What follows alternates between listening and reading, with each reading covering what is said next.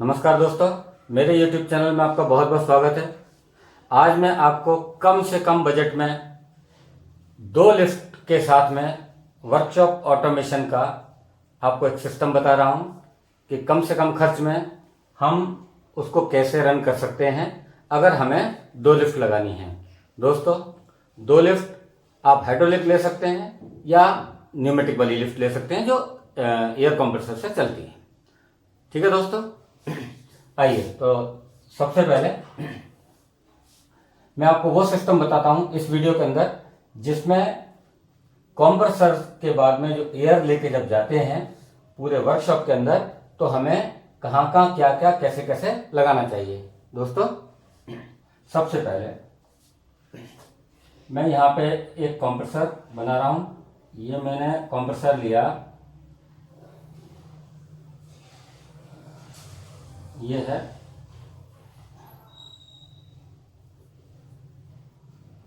ये कंप्रेसर। यहां पे दोस्तों एक चीज ध्यान रखने वाली है कि हमें जब भी कम से कम जो 2 लिफ्ट चलाना होगी उस समय हमें कम से कम 2 HP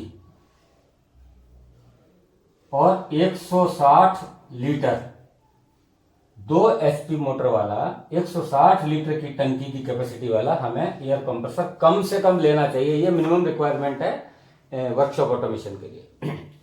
इसके ऊपर यदि हम 3 HP ले लेते हैं तो 3 HP 220 लीटर यदि हम लेते हैं तो ये हमारे लिए बहुत अच्छा है।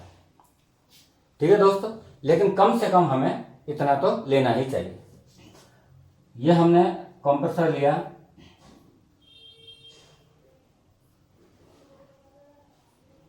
और ये हमने मोटर लगा ली इसके ऊपर। ये हमने इसको बेल्ट चढ़ा दिया। यहाँ पे एक सेफ्टी गार्ड एक रहता है जाली, वो लगाना चाहिए। दोस्तों, इस कंप्रेसर से हमने एक वाल लगाया। वाल लगा के यहाँ पे देखेंगे तो आप एक ऑटो ड्रेन रहता है, यहाँ पर भी एक वाल रहता है। इस ऑटो ड्रेन का फंक्शन क्या है वो मैं आपको बताता हूँ। दोस्तों, ये कंप्रेसर आपका हो गया, स्टैंड पर रख गया। ये हो गया EDV। यहाँ पे अभी 2 मिनट हम यहीं से बात करना प्रारंभ करते हैं। ये मेन लाइन जा रही है। मेन लाइन जाने के बाद में और ये जो ड्रेन वाल है हमारा, इस ड्रेन वाल में का फंक्शन ये है कि जब भी हम इस टैंक के अंदर पानी स्टोर हो जाता है, भर जाता है, उस समय हम इसे इस ड्रेन वाल के माध्यम से निकालते हैं। इसे ड्रेन कोक बोलते हैं। ड्रेन कोक के माध्यम से इसको डिस्चार्ज करते रहते हैं। ये इसका फंक्शन है। तो दोस्तों, हमें कोशिश करना चाहिए कि हमें बजाय मैनुअल निकालने की, क्योंकि मैनुअल प्रैक्टिकल एक्सपीरियंस ये है कि मैनुअली या हाथ से इसको बहुत कम लोग निकालते हैं। सब लोग हाँ हाँ बोलते जरूर हैं लेकिन कोई निकालता नहीं है। तो ये मेरा सजेशन रहेगा दोस्तों, यहाँ हमें एक ऑटोमेटिक ड्रेन वाल लगाना चाहिए। ठीक है दोस्तों, तो हमने यहाँ पर लगा दिया EDV, ये ऑटोमेटिक ड्रेन वाल लगा दिया। इसका काम खत्म हो गया। अब ये अपने आप काम करता रहेगा और अब आगे का हमारा रास्ता साफ है। इस कंप्रेसर से निकलने के बाद एयर को हमें यहाँ पे एक मॉइस्चर सेपरेटर लगाना चाहिए। इसको मैंने लिख दिया MS।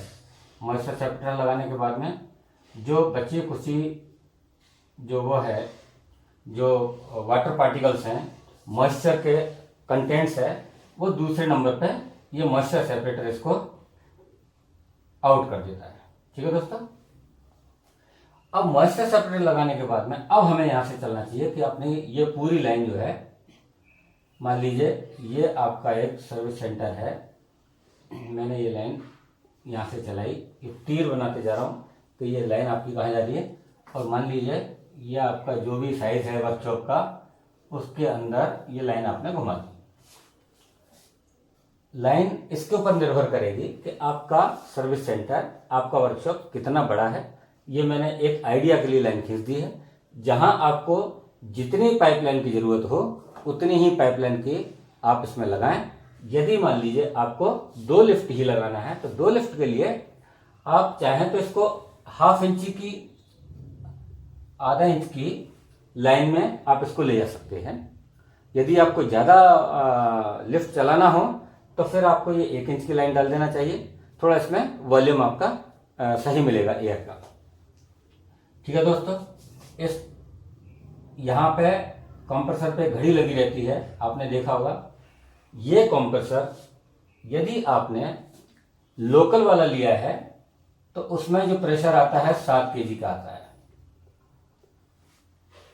दूसरा कंप्रेसर आता है जिसमें हम 12 kg सेंटीमीटर स्क्वायर का प्रेशर ले सकते हैं। ये चॉइस आपकी है, आपने कौन सा कंप्रेसर लिया है। बस एक दफा देख लें कि हम इस कंप्रेसर से जो हवा हमें मिल रही है, टैंकी के ऊपर जो घड़ी लगी है, वो हमें कितनी एयर की डिलीवरी दे रहा है, 7 kg की दे रहा है या 12 kg की दे रहा है। दोस्तों यदि मान लीजिए ये 7 kg का है, ठीक है, कोई दिक्कत नहीं, एज इट इज लाइन आपकी चली जाएगी। यदि मान लीजिए आपके पास में ये 12 kg की प्रेशर दे रहा है, तो फिर हमें इसके लिए आगे थोड़ा सा कुछ मैनेजमेंट जमाना पड़ेगा, तो आप आगे देखेंगे। ठीक है दोस्तों, ये मैंने इसको मिटा दिया यहां से।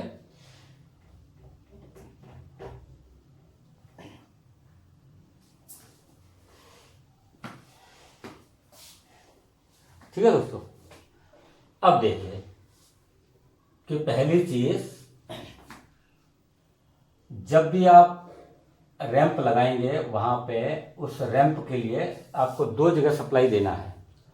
यदि मान लीजिए ये न्यूमेटिक रैंप है, चलो मैं आज के इसमें पहले आपको न्यूमेटिक रैंप के बारे में समझा देता हूं। Workshop automation with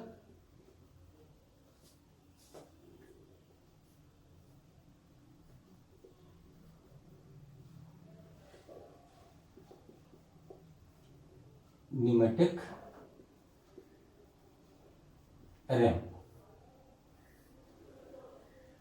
pneumatic ramp मतलब हवा से चलने वाली लिफ्ट। यहां पर मैं एक दफा आपको लिख भी देता हूं।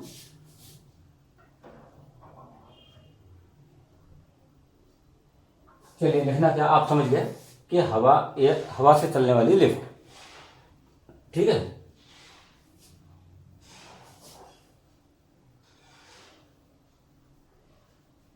कंप्रेसर से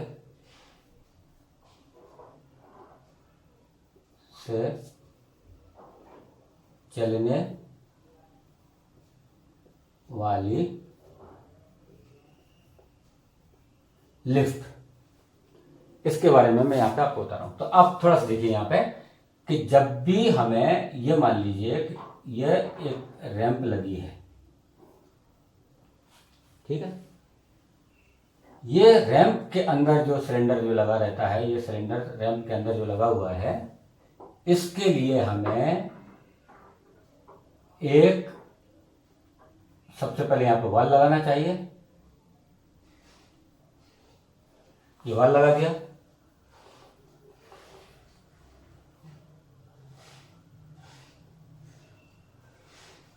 ये वाल लगा दिया।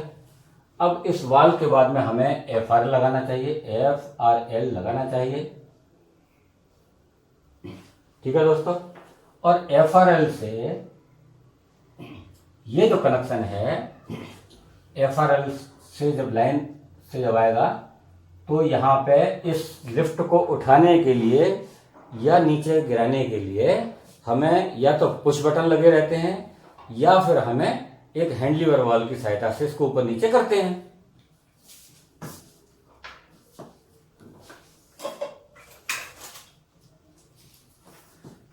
दोस्तों ये है वो हैंड लीवर वाल्व जिससे हम आगे पीछे ऊपर नीचे करते हैं।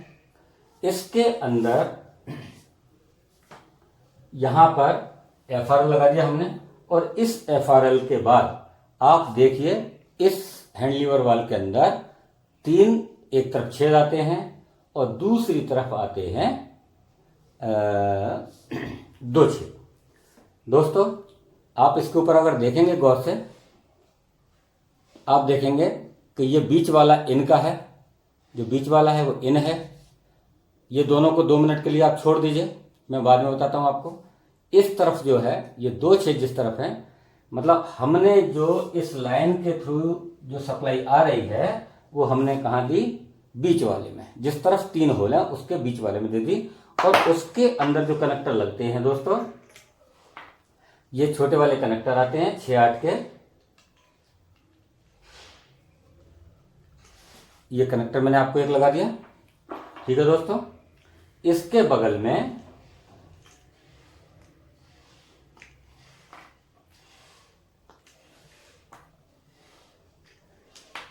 ये देखिए, ये मैंने 5 निकाल दिए इसके दूसरी तरफ, जिस तरफ 2 छेद हैं वहां पर भी आप ये कनेक्टर लगा दीजिए, ठीक है दोस्तों।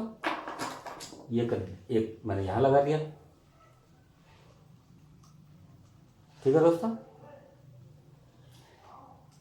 इस जगह से अब यहां पे हम लिख देंगे DCH,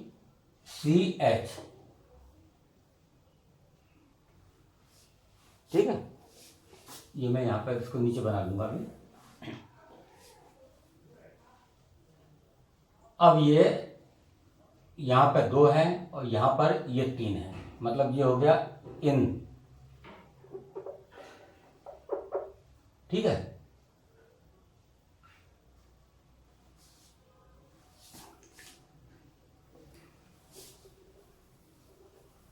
इस सिलेंडर के अंदर ये जो पहले नंबर वाली लाइन है वो आप यहां पर नीचे से दे दीजिए, ठीक है दोस्तों। किसी किसी सिलेंडर के अंदर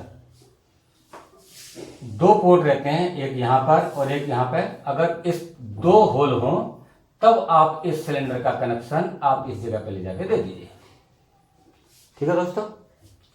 ये 2 जो छेद खाली बचे हैं, मतलब हमने क्या किया, ये इन दे दिया, ये यहां से इन दे दिया, और इसके बाद दोनों सिलेंडर, जिस एक जो लिखा है उसको नीचे जाके दे दिया और दूसरे वाले को हमने ऊपर जाके कनेक्शन दे दिया। ये आपका कनेक्शन पूरा हो गया। इसके बाद में अब आप देखेंगे कि जिस तरफ 3 छेद थे उस तरफ हमने ये 2 साइलेंसर भी लगा दिए, ठीक है दोस्तों। ये साइलेंसर क्यों लगाए ये हम आगे भी देखेंगे। ये आपका एक सर्किट कंप्लीट हो गया कि आपने वहां से दिया, क्योंकि जब ये इसको वाल्व को ऑपरेट करते हैं तो एयर कहीं ना कहीं से जाती है। जब यहां से देते हैं इधर जाती है तो फिर ये एक वाल्व साइलेंसर काम में आता है, मतलब यहां से एयर निकलती है। ठीक इसी प्रकार से इसका उल्टा होता है। तो दोस्तों अब ये हमने इस काम को कंप्लीट कर लिया, लेकिन इसमें हमें एक तकलीफ रहने वाली है। तकलीफ क्या रहेगी कि जब भी हम इस लीवर को खींचेंगे, आगे पीछे करेंगे, है ना, नीचे करेंगे, मान लीजिए मैंने इसको ऐसे लगाया, मैंने नीचे किया तो लिफ्ट नीचे हो गई, तेजी से एकदम से नीचे जाएगी ये लिफ्ट, ठीक है दोस्तों।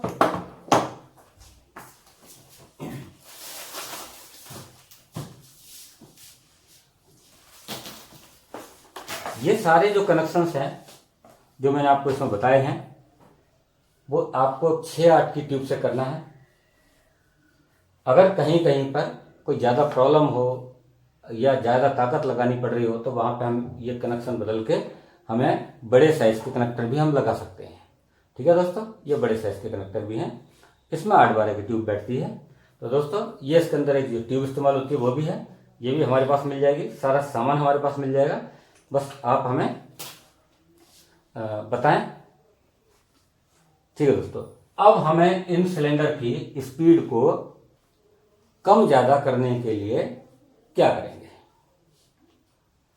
तब हमें ये जो 2 फ्लो कंट्रोल वाल्व हैं इसको बोलते हैं स्पीड रेगुलेटर। ये आप अच्छी तरह से देख लीजिए, ये 2 स्पीड रेगुलेटरों का इसमें उपयोग करना पड़ता है। अब इसका उपयोग हम कहां करें, इसका उपयोग या तो जब हमने सिलेंडर में जाने वाली लाइन में, यहां पे जाने वाली लाइन में हमने इसको, या तो हम यहीं लगा दें इसको, ठीक है दोस्तों, ये मैंने लगा दिया, अथवा हम सिलेंडर के ऊपर भी इसको लगा सकते हैं।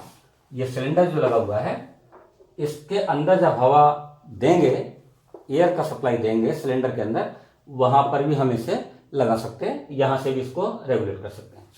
दोस्तों इसके ऊपर एक नॉब दी हुई है, आप अच्छी तरह से इसको देख लीजिए जिससे आपको प्रॉपर समझ में आए। तो ये जो नॉब दी है ये तो सिलेंडर के अंदर चला जाएगा, यहाँ पे ट्यूब लग जाएगी। इस नॉब को जब हम धीरे धीरे नीचे की तरफ करेंगे तो स्पीड इससे कम होती जाएगी, इसको खोलेंगे तो इसकी स्पीड बढ़ेगी। स्पीड बढ़ने का अर्थ ये हुआ कि आपका सिलेंडर तेजी से नीचे आना चालू होगा या तेजी से ऊपर जाना चालू होगा। जब हम इसे स्लो करेंगे तो इसका मतलब लिफ्ट हमारी धीमे धीमे नीचे आएगी या धीमे धीमे ऊपर वापस उठेगी। ठीक है दोस्तों, एक लिफ्ट का आपका फंक्शन पूरा हो गया, एक लिफ्ट का आपका काम पूरा हो गया। दोस्तों अब इसमें जो जो सामान लगा हुआ है वो आपने देख लिया। इसी प्रकार अब हम आते हैं ये दूसरी लिफ्ट की तरफ। ठीक है दोस्तों, ये सिलेंडर है, सिलेंडर को मैंने CYL लिखा हुआ है। अगर ये चार्ट आपको समझ में ना आए तो आप क्या कीजिएगा, एक स्क्रीनशॉट लेके इसका प्रिंट आउट ले लीजिएगा।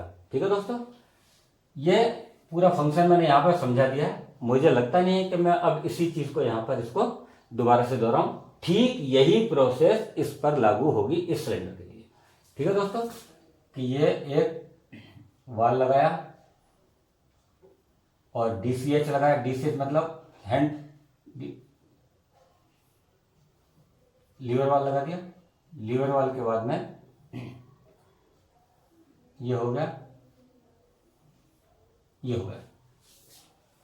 ठीक है, ये इसको आप ऐसे समझ लेंगे तीर से, ये यहाँ पे, ये यहाँ पे, ये आगे जा रही है और ये यहाँ पे आगे जा रही है, ये यहाँ पे आ गई लाइन, और ये भी इसके अंदर जा रही है और ये भी इसके अंदर जा रही है। ठीक है दोस्तों, ये इस तरफ कंप्लीट हो गया, इस तरफ कंप्लीट, ये आपकी 2 लिफ्ट न्यूमेटिक वाली लग गई। इसके बाद अब आता है हमें गन कहाँ लगानी है। हमने एक कनेक्शन यहां से और लिया बीच में। आपने देखा होगा कि हैंगर, अलग अलग तरीके के हैंगर इस्तेमाल होते हैं। हीरो में आपने अलग एक हैंगर लगा हुआ देखा होगा, जहां से गन चलती है, वो एक डब्बा सा बना के इसको लटका देते हैं। बजाज के अंदर आपने देखा होगा एक पूरा प्लेन सा हैंगर सा एक रहता है, जिसमें कुछ जो है 2 गन लगाने के लिए जगह रहती है। ठीक है दोस्तों, अब इसके बीच में, इस वाल के बीच में भी हमें यहाँ पर एक FRL लगाना चाहिए। ठीक है दोस्तों, एक FRL हमें इसके साथ में लगाना चाहिए। ये FRL, एक FRL हमें यहां पे लगाना चाहिए, FRL। अब आप दोस्तों देखेंगे कि FRL मैंने यहां पे एक FRL, ये 2 और ये FRL 3 FRL मैंने उपयोग किए। FRL हमें कहाँ लगाना चाहिए, FRL हमें कहाँ नहीं लगाना चाहिए, ये मैं अभी आपको और बता दूंगा, जिससे आपको समझ में आ जाएगा कि इस FRL का उपयोग क्या है, और अगर हम FRL नहीं लगाएंगे तो उससे क्या डिसएडवांटेज है या क्या नुकसान हो सकते हैं। दोस्तों अभी मैंने आपके सामने ये प्लेन हैंगर लिया हुआ है। ये इस हैंगर के अंदर आप देखेंगे कि ये 2 जो है ये कॉइल लग गई और यहां पे लगी हुई है gun, GUN gun 1, GUN gun 2, ये 2 गन लगी। ठीक है दोस्तों, कनेक्टर ये सारे आपको मैं लिस्ट में आपको बता दूंगा। यहां पे इस गन को लगाने के लिए QRC विद अडेप्टर, और यहां पर भी आपको QRC लगाना पड़ेगी, उसके साथ में गन। ठीक है दोस्तों, QRC लगाने के बाद ये गन लग गई आपकी। किसी किसी हैंगर के अंदर यहां पर 4 कनेक्शन दिए रहते हैं, 4 कनेक्शन आप समझ लीजिए कि 2 कनेक्शन यहाँ पर भी इसमें रहते हैं, एक यहाँ पर और एक यहाँ पे। ठीक है दोस्तों, ये किस लिए है? ये भी जो है इसके अंदर भी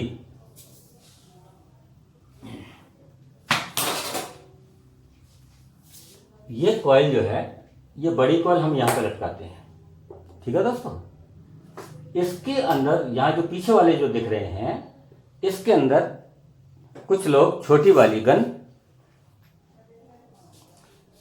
लगाते हैं, जिसके अंदर वो लोग इस एयर ब्लो गन को चलाते हैं। दोस्तों ये QRC है, आपने देखी भी होगी। इस QRC के अंदर हम इस तरह से इस गन को फिट करते हैं और ये हमारा एक कंप्लीट हो गया। ठीक है दोस्तों, ये गन इस प्रकार से लटकी रहती है, एक गन इधर लटकी रहती है, एक गन इधर लटकी रहती है। ये सर्किट आपका एक कंप्लीट हो गया। अगर हम यहीं पर इस एयर ब्लो गन का भी इस्तेमाल कर सकते हैं इसी के अंदर।